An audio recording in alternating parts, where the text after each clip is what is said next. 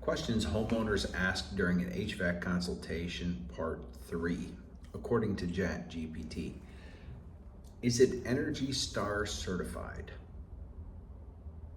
Okay, ChatGPT, you gotta lay off the sauce. No homeowner has ever asked me if a unit was Energy Star certified. I, as a contractor, have no idea what the ranking system is for Energy Star.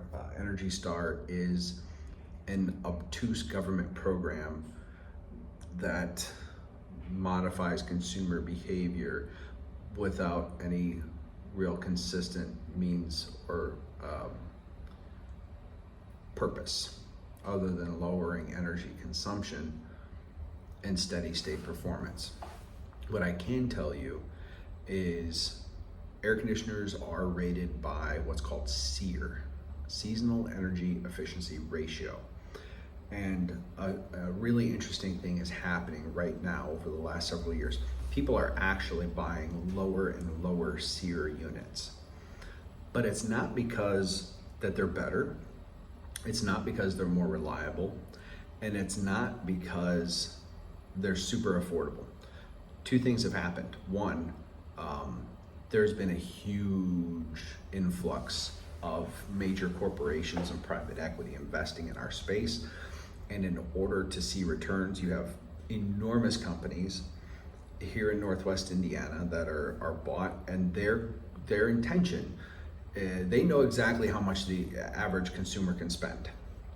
So what they do is they'll actually figure out how to sell the cheapest thing with the lowest installed cost, that has the lowest amount of input on their end for the price people can actually pay. What I do is a little bit different. I put together 3 to 5 options that cover the range of what's possible in a given home, and I put a dollar figure to it based on what I can live with. The end result, though, is if you're really comparing, you have to acknowledge there's no such thing as apples to apples. We are the #1 installer of inverter-driven equipment in Northwest Indiana. That's the highest end technology money can buy. And if you actually compared us to some of these companies, we're doing it for the cost of a middle-of-the-road, run-of-the-mill system.